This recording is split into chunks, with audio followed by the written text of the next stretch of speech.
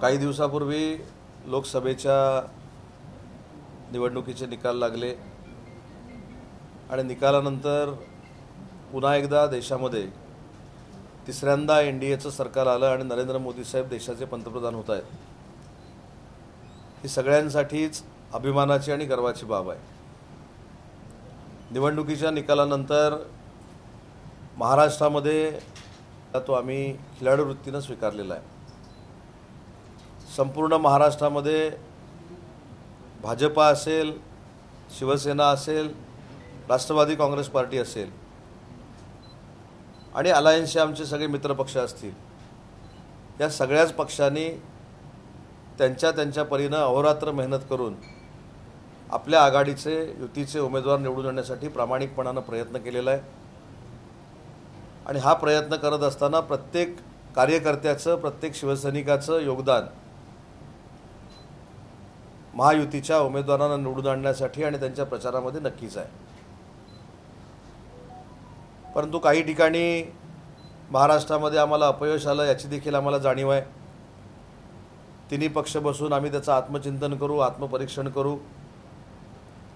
एक मात्र निश्चित आहे की मुस्लिम बंधू भगिनींमध्ये ज्या पद्धतीने एक निगेटिव्हिटी निर्माण करण्यामध्ये देशभरामध्ये महाविकास आघाडीला यश आलं, त्याच्यामुळे त्यांच्या मताचा आकडा वाढला, जागांचा आकडा वाढला, याच्यामध्ये दुमत असण्याचं काही कारण नाही।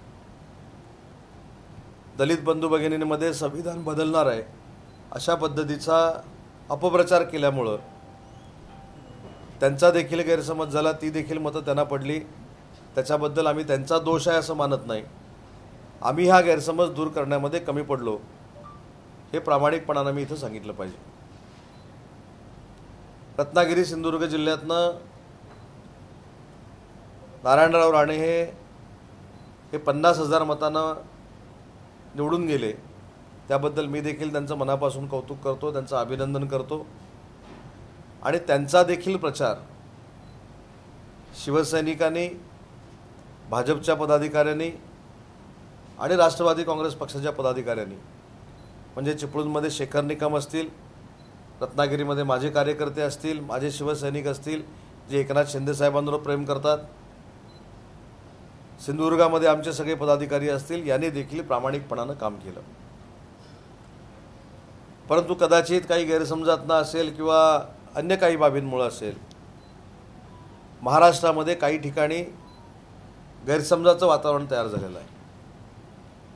आणि या वातावरणामध्ये काल रामटेकचे माजी खासदार जे आहेत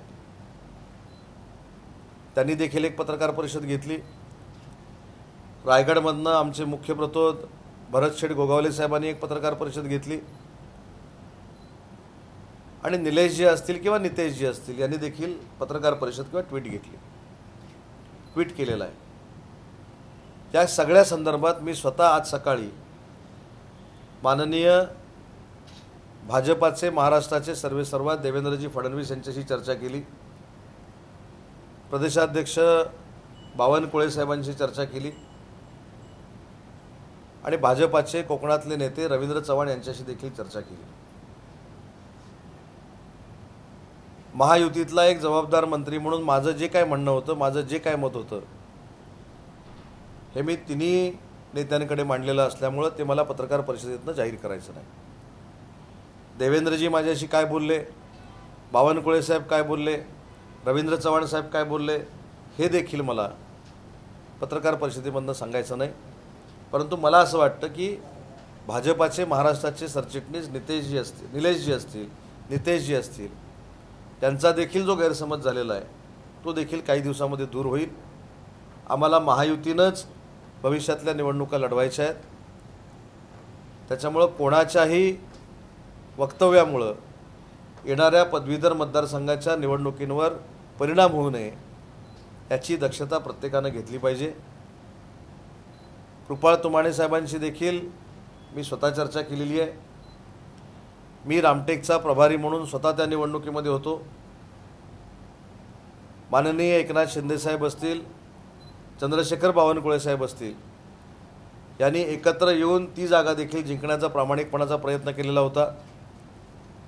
मी स्वतः तिथे राहिला असल्यामुळे चंद्रकांत बावनकुळे साहेबांनी जी त्या बाबतीमध्ये त्या सीटसाठी जी मेहनत घेतलेली आहे ती देखील मी स्वतः बघितलेली आहे. आणि दुसरी महत्त्वाची गोष्ट आहे की विदर्भातली रामटेकमध्ये आम्हाला नक्की अपयश आलं, तिथं आम्ही जागा बदलली, परंतु बाकीच्या जागांवर काही भाजपला यश आलेलं नाही. त्याच्यामुळं एका जागेवर काही वेगळं झालं आणि दुसऱ्या जागेवर काही वेगळं झालं असं बोलण्यामध्ये काही तथ्य नाही. भविष्यातल्या निवडणुका ह्या महायुतीनं एकनाथ शिंदेसाहेबांच्या, देवेंद्रजींच्या आणि अजितदादांच्या नेतृत्वाखाली आपल्याला लढायच्या आहेत. त्याच्यामुळे माझा मतदारसंघ आणि त्याची मागणी जरी भाजपनं केलेली असली तरी त्याच्यावर मला कुठेही कमेंट करायची नाही, त्या वादामध्ये मला पडायचं नाही. राणेसाहेबांच्या विजयामध्ये नक्की शिवसैनिकांचा वाटा होता. जर काय गैरसमज असतील तर आम्ही ते बसून दूर करू.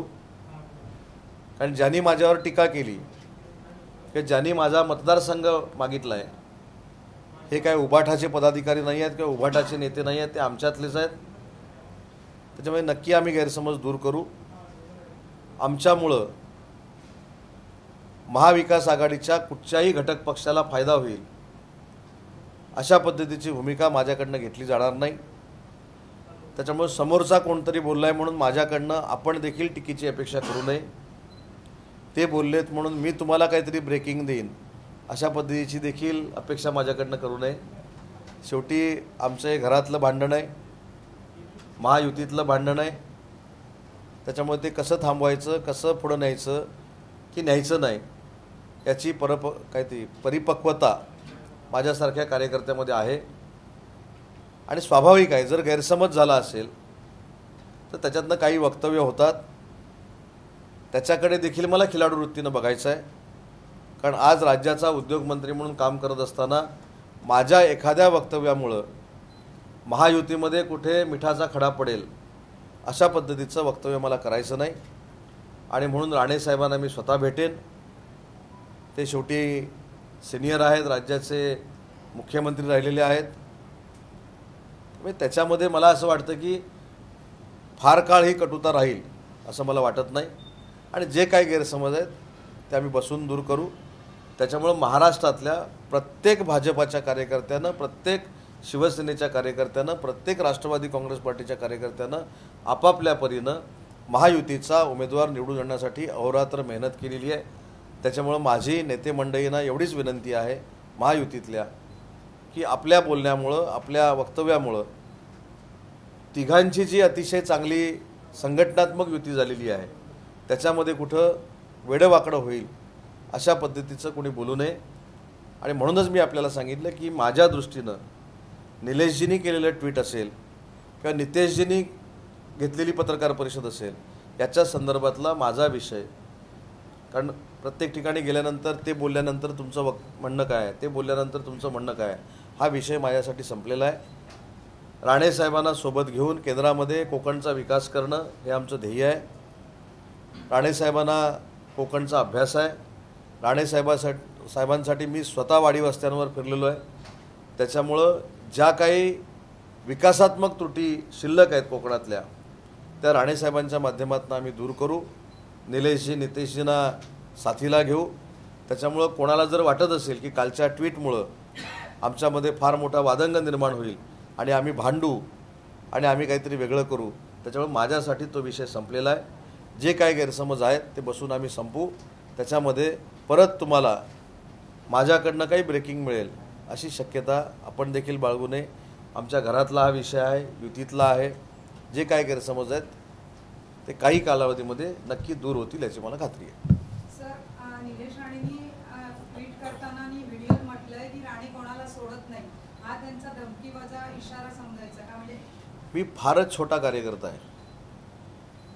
मी या स्टेटमेंटवर देखील स्टेटमेंट देण्या एवढा मोठा कार्यकर्ताच नाही. त्याच्यामुळे माझ्या दृष्टीनं तो विषय संपलेला आहे हे मी प्रश्न विचारायच्या अगोदरच सांगितलेलं आहे. कार्यकर्त्यांच्या मनात संभ्रम निर्माण झालाय त्याचं काय? कार्यकर्त्यांच्या मनामध्ये, तुमच्या मनामध्ये संभ्रम आहे, कार्यकर्त्यांच्या मनामध्ये संभ्रम नाही. आपण देखील कृपा करून संभ्रम निर्माण करू नये. माझ्या दृष्टीनं हा विषय संपलेला आहे.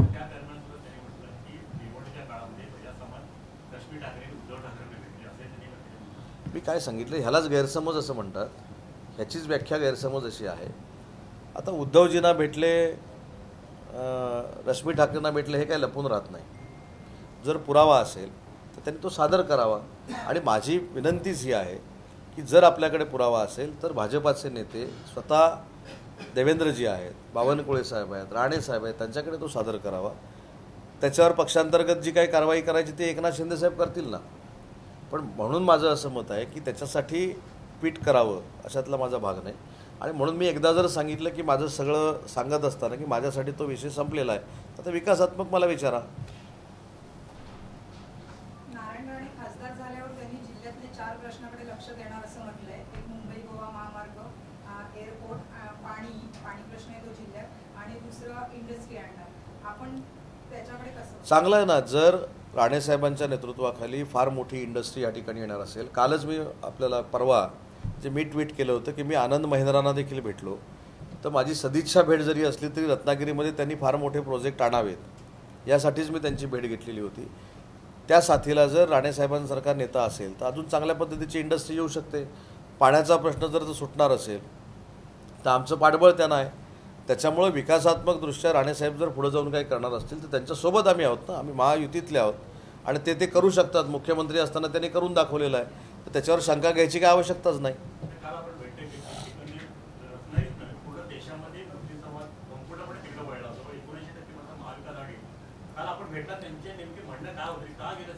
मी सांगतो ना, महत्त्वाच्या गोष्टी अशा आहेत की जो गैरसमज पसरवण्यामध्ये महाविकास आघाडी यशस्वी झाली त्याच्यामुळं त्यांना ही मतांची सूज आली. जे सांगतायत की आमच्या एवढ्या जागा निवडून आल्या, तेवढ्या जागा निवडून आल्या, तेवढ्या जागा निवडून आल्या, यातली ही जर मतं मायनस केली तर प्रत्येक जागा 1.5 ते 2.25 लाख मतांना ते हरलेले आहेत. आणि आता एकदा निकाल लागल्यानंतर लोकशाहीवर विश्वास ठेवला पाहिजे. आम्ही आता EVMवर काही शंका काढत नाही. पूर्वी ते काढत होते, आता ते काढत नाहीत. त्याच्यामुळे हे देखील तुमच्या लक्षात आलं असेल की रिझल्ट ज्यावेळी महाविकास आघाडीच्या वतीनं लागतो त्यावेळी EVM चांगली असते. आणि वायकर ज्यावेळी जिंकले आणि बाकीचे पराभूत झाले तेव्हा तिथं यंत्रणेवर त्यांनी टीका केली. ही दुटप्पी भूमिका आहे. मी काल ज्यावेळी मुस्लिम बांधवांना विचारलं की नक्की हे काय झालं, कारण माझ्या मतदारसंघामध्ये सुद्धा जे काय सांगितलं जातं की माझ्या मतदारसंघामध्ये मतदान मागे आलं. माझ्याकडे 27,301 मतदान हे मुस्लिम बांधवांनी केलं आणि त्याच्यापैकी फक्त 1,301 मतं ही आम्हाला पडली. हीच परिस्थिती रायगडमध्ये आहे, हीच परिस्थिती ठाण्यामध्ये आहे, हीच परिस्थिती विदर्भामध्ये आहे. त्याच्यामुळे मुस्लिम बांधवांमध्ये जो काही गैरसमज पसरवला गेला तो दूर करण्यामध्ये आम्ही अयशस्वी ठरलो. जो कायदा आलेला आहे त्याच्यामुळं कदाचित मुस्लिम बांधवांना देश सोडावा लागेल अशा पद्धतीचा घाणेरडा प्रचार हा त्या ठिकाणी केला गेलेला होता. परंतु ज्या मुस्लिम बांधवांच्या जीवावर हे लोक इतक्या मतापर्यंत पोचले, आजपर्यंत त्या मुस्लिम बांधवांचं यांनी नाव देखील घेतलं नाही, दलित बांधवांचं नाव देखील घेतलं नाही. ते सांगतायत की आम्ही फिरलो, आम्ही मोदी साहेबांच्या विरोधात फिरलो, आम्ही अशी भाषणं केली, आम्ही तशी भाषणं केली, म्हणूनच इथपर्यंत पोचू शकलो. हे आपलं दुर्दैव आहे. आणि मी एका मुलाखतीमध्ये देखील सांगितलेलं होतं, गरजेपुरतं कोणाला कसं वापरून घ्यायचं हे चांगलं महाविकास आघाडीला माहिती आहे. आता कोणाच्याही तोंडातनं असा ब्र येत नाही की मुस्लिम बांधवांनी आम्हाला मतदान केलं किंवा संविधानाबद्दलचा गैरसमज पसरवून दलित बांधवांनी आम्हाला मतदान केलं ह्याचा शब्दप्रयोग देखील त्यांच्याकडनं होत नाही. याचा अर्थ ते किती लोकांना वापरून सोडून देणार आहेत याची प्रचिती देखील 48 तासातच मुस्लिम बांधवांना आलेली आहे. हेच मला काल मुस्लिम बांधव सांगत होते.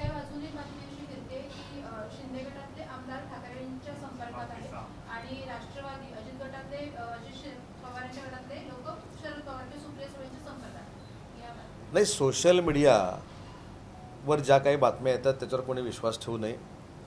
मी आजही ठामपणानं सांगतो की सगळे आमदार हे शिंदे साहेबांबरोबर इंटॅक्ट आहेत. उभाठातले काही संपर्कामध्ये आहेत, तसेच उभाठातले काही BJPच्या संपर्कामध्ये आहेत, काही राष्ट्रवादी काँग्रेस पक्षाच्या संपर्कामध्ये आहेत. आणि अजितदादांनी काल जाहीर केलं की त्यांच्या बैठकीला जे आमदार उपस्थित नव्हते त्यांच्या काही वैयक्तिक अडचणी नव्हत्या, परंतु ते अजितदादांबरोबर आहेत.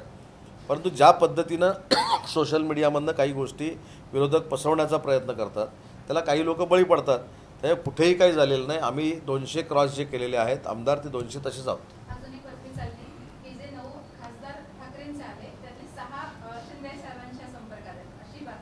नाही, ती का आली हा प्रश्न खरा महत्त्वाचा आहे. ती बातमी का आली, मला हा प्रश्न विचारण्यात आला आनंद आश्रमामध्ये की तुमचे 5 खासदार हे त्यांच्या संपर्कात आहेत. मग मी खरं ते सांगितलं, त्यांचे 6 आमच्या संपर्कात आहेत. त्यांनी खोटं सांगितलं, मी खरं सांगितलं, अशाच त्या सोशल मीडियावर बातम्या तयार होतात. पण मला असं वाटतं की निवडणुकीमध्ये निकाल लागल्यानंतर हे स्पष्ट झालेलं आहे की नरेंद्र मोदी साहेब हे देशाचे पंतप्रधान होणार आहेत. आता तुम्हाला आठवत असेल की निवडणूक झाल्यानंतर ताबडतोब निकाल लागल्यानंतर नितीशजींनी असं केलं, चंद्राबाबू नायडूंनी असं केलं, हे देखील सोशल मीडियावर आलं. परंतु त्याच दिवशी संध्याकाळी दोघांनी जाहीरपणाने बिनशर्त पाठिंबा दिला नरेंद्र मोदी साहेबांना. अजून कोणालाही कुठं खाती वाटप झालेलं नाही, अजून कुठंच काही झालेलं नाही, तरी सोशल मीडियावर खाती वाटप देखील आलं. आमच्या 2 खासदारांची नावं नाही, त्यांची खाती पण जाहीर केली. आता मी सोशल मीडियाचा मनापासून आदर करतो, पण आता प्रत्येक घरामध्येच लेखक झालेले आहेत. मोबाईल घेतला मोरे साहेब, टाईप केलं, पुढं पाठवलं की झालं. त्याच्यामध्ये जास्त एनर्जी वेस्ट होत नाही. आता मी शिंदे साहेबांना सकाळी फोन करून विचारलं, साहेब आपले 2 मंत्रिपदं जाहीर झाली का? ते म्हणले अरे असं कसं होईल? पण म्हटलं साहेब झाले, बातमी आली. तसं BJPची पण झाली, 4-1 झालं, 5-1 झालं, 3-1 झालं. मग मी दिल्लीमध्ये माझ्या मित्राशी बोललो, बा अशी काय बैठक झाली का? तर ते म्हणले ही बैठक कदाचित रत्नागिरीमध्ये झाली असेल, पण दिल्लीमध्ये झाली नाही. अशा पद्धतीच्या ह्या बातम्या आहेत. त्याच्यामुळे त्याच्यावर विश्वास ठेवू नका. नेते मंडळी पूर्ण नरेंद्र मोदी साहेबांवर विश्वास ठेवलेली आहेत. त्याच्यामुळे नरेंद्र मोदी साहेब जो काही निर्णय घेतील, जी काही मंत्रिपदं जाहीर होतील, ही दिल्लीतनं जाहीर होतील. आमच्या नेत्यांना विश्वासात घेऊन, म्हणजे एकनाथ शिंदे साहेबांना विश्वासात घेऊन जाहीर होतील. पण माझ्या माहितीप्रमाणे जी खरी बातमी आहे ती तुम्हाला सांगतो, 5-1, 4-1, 3-1, 2-1 की 1-1 अजून काहीच ठरलेलं नाही. नरेंद्र मोदी साहेबांचा शपथविधी झाल्यानंतर त्याच्यामध्ये निर्णय घेतले जातील. शपथविधीच्या वेळी कुणी शपथा घ्यायचा हे सगळे नेते मंडळी ठरवतील. त्याच्यामुळे आज मला वाटलं तर थोड्या वेळानं तुमच्याकडे सुद्धा सोशल मीडियावर येऊ शकतं की उदय साहेबांनी इकडनं दिल्लीमध्ये जायचा निर्णय घेतलेला आहे. त्याच्यामुळे त्यात काही तुम्ही नवल वाटून घेऊ नका. त्या सगळ्या गोष्टी ह्या एन्जॉय करायच्या असतात, वाचून सोडून द्यायच्या असतात. ॲथॉन्टिक जोपर्यंत पत्रकार परिषद होत नाही, जोपर्यंत जाहीर होत नाही. आता मीच वाटतं परवा सोशल मीडियाला एक पत्र फॉरवर्ड केलं. ते का केलं तर त्याच्या अगोदर रत्नागिरीतनं 2 तास अगोदर एक अशी बातमी आली, रत्नागिरीतनं आली, माझ्याकडे त्याचा प्रूफ आहे, की चंद्राबाबू नायडू हे अमुक माणसाला भेटले. आता चंद्राबाबू नायडू भेटले हे रत्नागिरीतल्या माणसाला कळलं, आम्हाला कोणाला कळलं नाही, हे आश्चर्य होतं. म्हणून ताबडतोब मी चंद्राबाबू नायडूंची जी सही आहे ते पत्र मी फॉरवर्ड केलं. त्याच्यामुळे मला असं वाटतं की फार बातम्या आपल्याकडनं पण तयार होतात, त्याच्याबद्दल मला आदर आहे. आपल्याकडनं म्हणजे तुमचं नाही, तुम्ही बरोबर ना? हां बोला. मी तुमच्याकडनं असं म्हटलं नाही, तुम्ही तर करताच, तुम्ही न विचारता पण चौकट टाकता, ते सोडून द्या. माझं फक्त म्हणणं असं आहे की याची खात्री केली गेली पाहिजे. आता कालचं परवाचं रत्नागिरीतलं एक उदाहरण सांगतो की वैयक्तिक मारामारी झाली किंवा वैयक्तिक काहीतरी आपापसामध्ये झालं, तर त्याच्यामध्ये ताबडतोब ह्या पक्षाच्या माणसानं त्या पक्षाला मारलं, त्या पक्षाच्या माणसानं त्या पक्षाला मारलं, हे जे काय आहे ह्याच्यातनं मला असं वाटतं की आपण कायदा आणि सुव्यवस्था आपण बिघडवतोय का ह्याचं देखील भान प्रत्येकाला असलं पाहिजे. कारण मी दोघांनाही विचारलो, बा तू काय पक्षाचा म्हणून त्याला मारलास काय? तो म्हणला काय माझा संबंध नाही. त्याला फोन लावून विचारला, बा तो भाजपचा होता म्हणून त्याला शिवी घातलीस काय? तो म्हणतो काय म्हणणं नाही. मग तुमचं म्हणणं काय? तर आमचं पूर्वीपासून वैयक्तिक आहे. आता पूर्वीपासून तुमचं वैयक्तिक आहे, त्याचा आणि पक्षाचा काहीच संबंध नाही. त्याच्यामुळे ह्या ज्या बातम्या आहेत ना, हां मग त्याच्यामध्ये मी जे वाचलं, शिंदेंच्या काय गटाच्या आधी शिंदे गट नाही आहे, शिवसेना धनुष्यबाणासहित आमच्याकडे आहे. निवडणूक आयोगानं सांगितलेलं आहे की शिवसेना याचे मुख्य नेते हे एकनाथ शिंदेसाहेब आहेत आणि त्यांची निशाणी ही धनुष्यबाण आहे. आणि उभाठा आम्ही का म्हणतो तर शिवसेना जी आहे त्यांच्याकडे त्याचं नाव त्यांनी स्पष्ट असं ठेवलेलं आहे की शिवसेना उद्धव बाळासाहेब ठाकरे. त्याच्यामुळं आम्ही त्यांचा गट म्हणत नाही, जसं आम्ही त्यांना उभाठा म्हणतो तसं आमच्या ह्याला पण तुम्ही शिवसेना म्हणा ना. त्याच्यामुळे धनुष्यबाण आमच्याकडे आहे.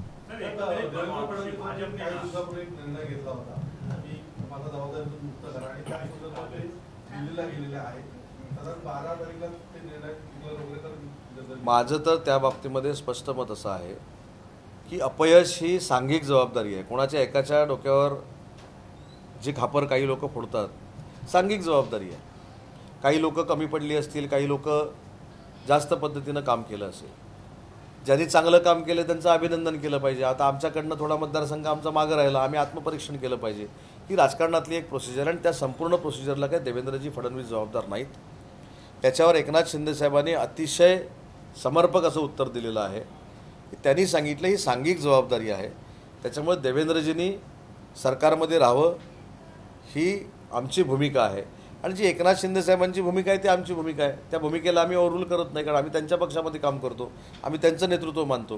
त्याच्यामुळे देवेंद्रजींसारखा एक नेता सरकारमध्ये असणं ही आमची तर प्रायोरिटी आहेच, पण महाराष्ट्राच्या विकासाच्या दृष्टीने देखील असणं गरजेचं आहे.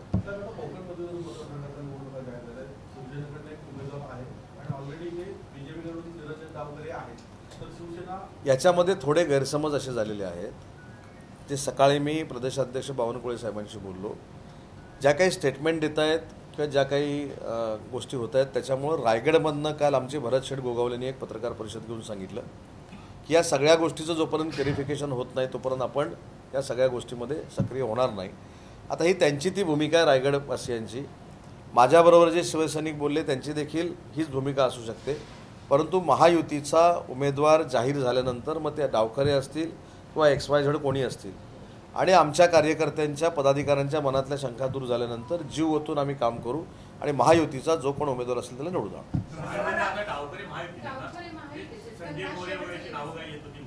संजय मोरेंचं नाव देखील रेसमध्ये आहे. दीपक सावंत देखील मुंबईमधनं इच्छुक आहे. मुंबई शिक्षकमधनं देखील आमचे उमेदवार इच्छुक आहेत. किशोर दराडे नाशिकमधनं आमचे इच्छुक आहेत. या सगळ्या याच्यावर देवेंद्रजी, एकनाथ शिंदे साहेब, अजितदादा बसतील, या 2 दिवसामध्ये निर्णय करतील आणि जो निर्णय होईल तो आमच्या कार्यकर्त्यांच्या पदाधिकाऱ्यांच्या ज्या काही ह्या चाललेल्या शंका आहेत ह्या दूर झाल्यानंतर आम्ही जोरात काम करू. हां,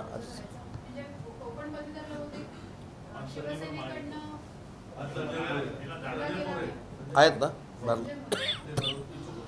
संजय मोरे आमचे.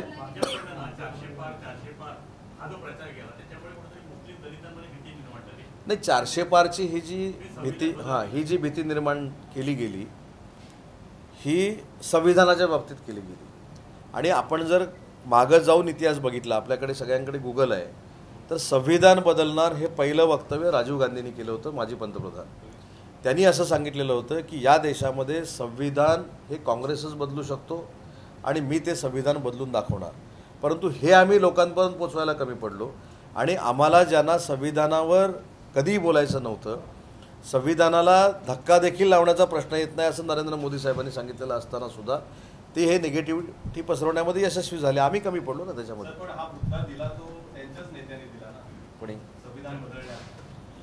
संविधान बदलण्याचा परत एकदा सिक्वेन्स सांगतो. संविधान बदलण्यावर जे 2 खासदार बोलले हे अतिशय वाईट पद्धतीनं बोलले, त्याच्याबद्दल आम्ही त्यांची पाठराखण करतच नाही.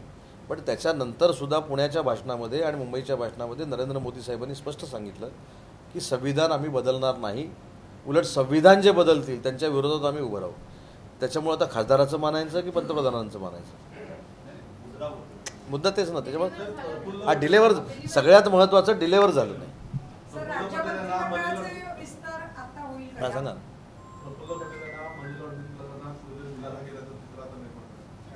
कशाबद्दल?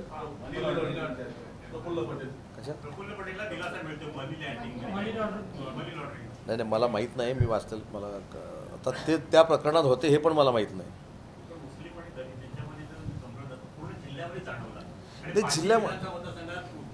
हा संभ्रम जबाबदारीनं सांगतो, हा जिल्ह्यामधला संभ्रम नव्हता, हा देश पातळीवरचा संभ्रम होता आणि तो संभ्रम निर्माण करण्यामध्ये महाविकास आघाडी ही यशस्वी झाली. पण जे काल माझ्या मतदारसंघामध्ये किंवा माझ्या जिल्ह्यामध्ये घडलं तेच प्रत्येक जिल्ह्यामध्ये झाले असेल. स्वतः मुस्लिम बांधव येऊन सांगत होते की ज्यांच्यासाठी तुमच्या विरोधामध्ये जाऊन आम्ही मतदान केलं त्यांनी आमचं नाव देखील घेतलं नाही, त्याच्यामुळे हे आमच्यासोबत काही उभं राहणार नाही. विधानसभेला आम्ही सगळे तुमच्यासोबत आहोत. आमच्याकडनं जे काही घडलं हे ह्या निवडणुकीपुरतं घडलेलं आहे, हे इथंच नाही आहे. काल मी संध्याकाळी रायगडला होतो, रायगडचे मला सगळे मुस्लिम बांधव भेटले. काल मला श्रीवर्धनचे मुस्लिम बांधव भेटले, खेडचे, सगळीकडेच आहे.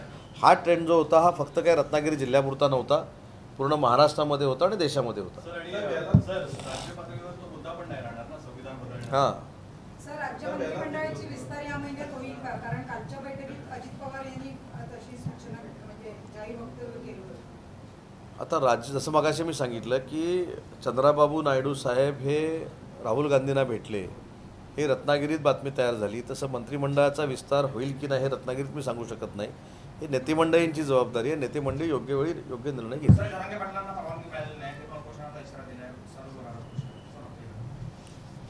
उपोषणाला बसणार आहेत. नाही, मला प्रशासकीय बाब माहीत नाही, परंतु मला आपल्या सगळ्यांच्या माध्यमातून मनोजजींना एक प्रामाणिकपणानं शासनामार्फत एक विनंती करायची आहे की मराठा आरक्षण 10% देण्याचा निर्णय माननीय एकनाथ शिंदे साहेबांच्या सरकारनं घेतला. निजामकालीन नोंदी आहेत त्यांना देखील प्रमाणपत्र देण्याचा निर्णय आमच्या सरकारनं घेतलेला आहे. सगळे सोयरींच्या बाबतीमध्ये ज्या तक्रारी आल्या आहेत त्याचं व्हेरिफिकेशन सुरू आहे. त्याच्यामुळं मनोजजींनी सांगितलेली प्रत्येक गोष्ट करण्याचा प्रयत्न म्हणण्यापेक्षा केलेली आहे. त्याच्यामुळे माझी सरकारच्या माध्यमातून त्यांना विनंती आहे की उपोषणाचा आयुध त्यांनी उचलू नये, सरकारशी त्यांनी चर्चा करावी. सरकारशी चर्चा करून त्यांना जे काय हवं आहे मराठा बांधवांसाठी ते करून घेण्याचा प्रयत्न करावा. सरकार मराठा समाजासोबत आहे. ओबीसी समाजाचं काही काढून न घेता मराठा समाजाला आरक्षण दिलं जाईल ही सरकारची भूमिका होती आणि ते 10% आरक्षण हे सरकारनं देऊन दाखवलेलं आहे. महाराष्ट्रामध्ये महायुतीमध्ये लोकसभा निवडणुकीमध्ये शेवटच्या क्षणापर्यंत उमेदवार ठरत नव्हते आणि मग शेवटच्या क्षणात ठरले. विधानसभेला ही महायुती राहील की प्रत्येक स्वतंत्र लढेल, काय वाटतं? महायुती नक्की राहील. महायुतीच्याच माध्यमातून आम्ही लढू. ज्या काही चुका झालेल्या आहेत, ज्या काही त्रुटी आहेत हे आम्हाला कळलेल्या आहेत. त्याच्यावर सगळ्या नेते मंडळींच्या मार्गदर्शनाखाली आम्ही मार्ग काढू आणि आज ठामपणानं रत्नागिरीमध्ये सांगतो, माझा विश्वास, आत्मविश्वास, आत्मविश्वास नाही, सरकार महायुतीचं येईल आणि ज्या पद्धतीनं आता आमचे महायुतीचे आमदार आहेत तोच 200चा आकडा आम्ही पार करू. आगामी विधानसभा निवडणुकीच्या वेळेला मनोज जरांगे पाटील या ठिकाणी उमेदवार उभे करणार आहेत, त्याचा काय परिणाम होईल? मराठा समाज विधानसभेची निवडणूक ही 4 महिन्यानंतर होणार आहे. पदवीधरची मतदारसंघाची निवडणूक अगोदर आहे, त्याच्यानंतर ती आहे. मनोजजींच्या देखील मनामधल्या असलेल्या शंका ह्या दूर होतील. कारण शेवटी एकनाथ शिंदे साहेबांनी ज्या पद्धतीनं मराठा समाजाला न्याय देण्याची भूमिका घेतलेली आहे, ओबीसींचं काही हिरावून न घेता, ते देखील मनोजजींना माहिती आहे आणि त्याच्यामुळं मनोजजींची समजूत काढण्यामध्ये आम्ही यशस्वी होऊ.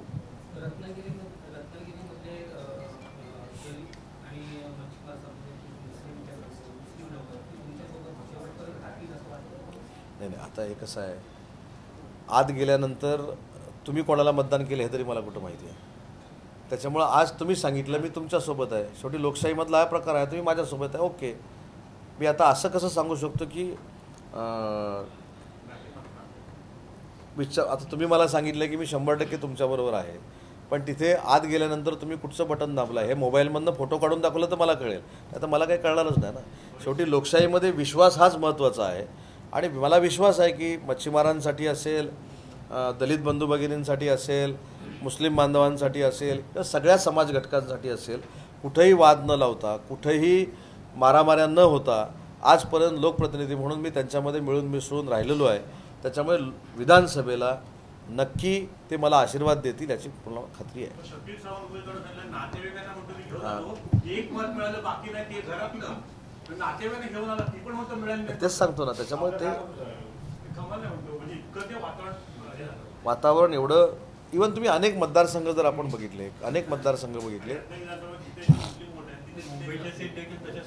हा ना, माझं महाराष्ट्रात आता काँग्रेस हा मोठा भाऊ असं काँग्रेसवाले म्हणतात, पण संजय राऊतांनी त्याच्यात केलं की आम्हाला पक्षासाठी जे स्ट्रगल करायला लागलं त्या ह्याच्यातून आम्ही पुढे गेलो त्या प्रक्रियेतनं. त्यामुळे कोण मोठा नाही कोण छोटा, सगळे सारखे जातो वक्तव्य संजय राऊतांनी केलं. नाही, हेच मी तुम्हाला सांगतो, 48 तास झाले नाही तर परत मोठा कोण नाही छोटा कोण, बरोबर. त्याच्यामुळे अजून 2 महिने थांबा. सांगलीमध्ये मोठा कोण छोटा कोण म्हणण्यापेक्षा विशाल पाटील हे सगळ्यांवर मात करत निवडून आले. आज त्यांनी कदाचित काँग्रेस पक्षाचं समर्थन केलं असेल. त्याच्यामुळे सगळंच काय अलबेल नाही. समोरच्याकडे बोट दाखवताना 3 बोटं आपल्याकडे असतात. थांबा, अजून 2 महिने वाट बघा, त्याच्यामध्ये फार बदल होणार आहेत. आता खरं 48 तासानंतर सुरुवात झालेली आहे. मोठा कोण छोटा कोण आता ते पहिले ठरवू देत. आता उद्या त्यांची प्रेस कॉन्फरन्स होईल. आता कोणी सांगितलं, उबाठाच्या लोकांनी सांगितलं की मोठा मी आहे, की यांनी सांगितलं पहिलं मोठं म्हणून ते मोठं. आता काँग्रेस मोठा भाऊ होता, आता उबाठानं सांगितलं सगळे सारखे आहेत. आता परत दुसरं कोणतरी सांगेल ना मी मधला आहे, मोठा आहे, छोटा आहे. त्यामुळं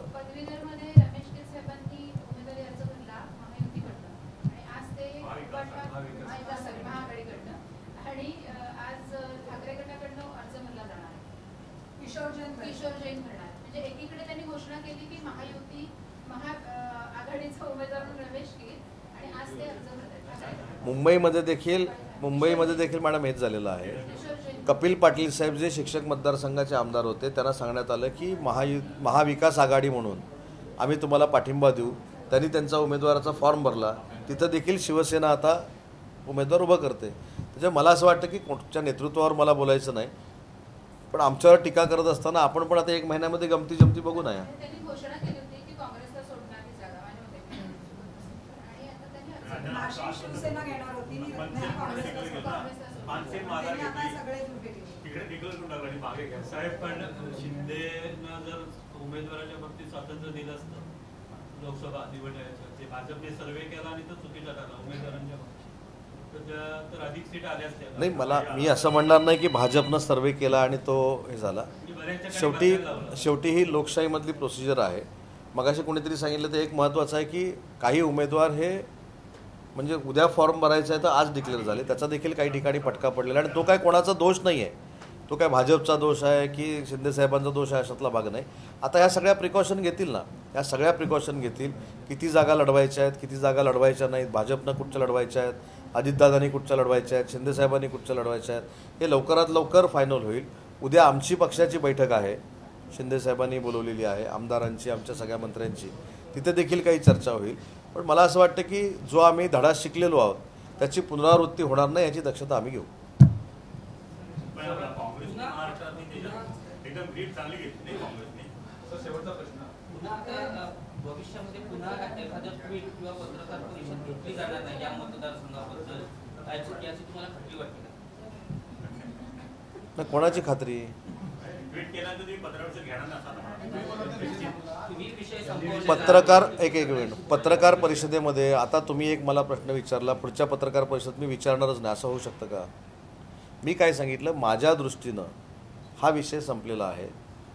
माझ्या दृष्टीनं कुणी ट्विट थांबवावं, कुणी पत्रकार परिषद घ्यावी, आता तुम्ही प्रश्न विचारावा की नाही विचारावा मी कसं बंधन नाही. शेवटी लोकशाही आहे.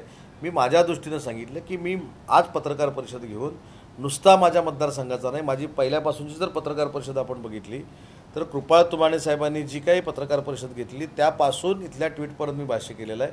तर माझ्या दृष्टीनं रत्नागिरी सिंधुदुर्गमधला जो काही ट्विटचा आणि याचा विषय आहे तो माझ्या दृष्टीनं संपलेला आहे. मी दुसऱ्याचं कसं काय सांगू शकतो?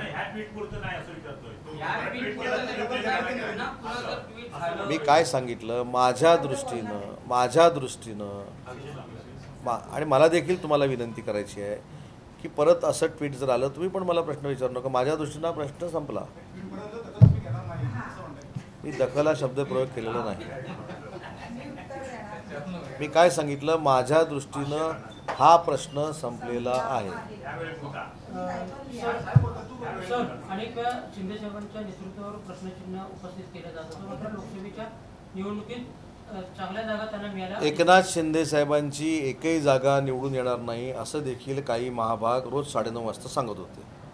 आमचा स्ट्राईक रेट हा उबाटापेक्षा जास्त आहे, 48% आहे. 2 जागा आमच्या अतिशय कमी फरकानं आम्ही पराभूत झालेलो आहोत. मतं देखील उबाटापेक्षा जास्त आम्हाला पडलेली आहेत. म्हणजे आमच्यावर राजकीय सूज आलेली नाही, जशी मुस्लिम बांधवांच्या, दलित बांधवांच्या मतावर न काही लोकांवर आलेली आहे. आणि जे काय आगपाखड करतायत हे फार चुकीचं आहे. तरी देखील आम्ही 7च का आल्या याचं देखील आम्ही आत्मचिंतन करणार आहोत.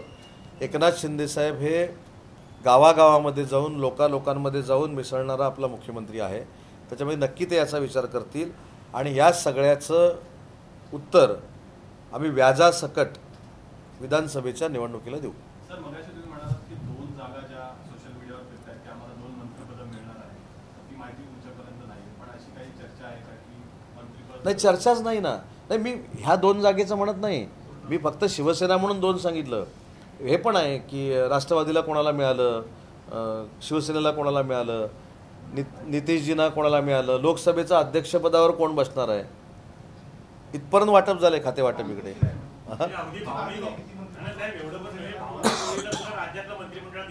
हां, ते पण फायनल झालं. तर मागणी करण्यासाठी आणि निर्णय घेण्यासाठी आमचे मुख्यमंत्री एकनाथ शिंदेसाहेब हे सक्षम आहेत. आम्हाला काही मागणी करण्याची गरज नाही. एकनाथ शिंदेसाहेब जो निर्णय घेतील तो आम्हाला मान्य राहील. कारण या कालच्या 10,057 विधानसभेला किती अधिक असेल 4 महिन्यांनाच आहे ना ही निवडणूक. आमदार शिवसेनेचाच असेल, धनुष्यबाणाचा. असं म्हणतो हा शिवसेना म्हणा. धनुष्यबाण परत म्हटलं तर परत म्हणले फक्त. आता मगाशी उत्तर दिलं नाही सर. किशोरजीने हा प्रश्न मला विचारला होता, महायुती लढणार की नाही लढणार. जर मी महायुती या निवडणुकीला विधानसभा सांगितलं ना. हा तुम्ही लांब असल्यामुळं तुम्हाला ऐकलं नाही. ठीक आहे. भगवती ब्रेकवॉटर लढाई होण्याची शक्यता नाही. कोणाबरोबर कोणाबरोबर आता मैत्रीपूर्ण लढत करायचं कोणतरी पक्ष लागतो ना समोर. म्हणून सांगितलं महायुतीनं लढणार. भगवती ब्रेकवॉटरचं कुठं आले काय कसलं भगवती वॉटर ब्रेक वॉटर काय ते मध्येच आहे ना ते अजून मंत्रालयामध्ये त्याला आता 1 तारखेपर्यंत बाकी सगळे सुदैवी आहोत, आपण दुर्दैवी आहोत. बाकी सगळ्याकडची आचारसंहिता शिथिल झाली. आपल्याकडे पदवीधर आहे म्हणून 1 पदवीधरची निवडणूक आहे ना. 7 जुलैपर्यंत. ठीक आहे, धन्यवाद. एबीपी माझा, उघडा डोळे बघा नीट.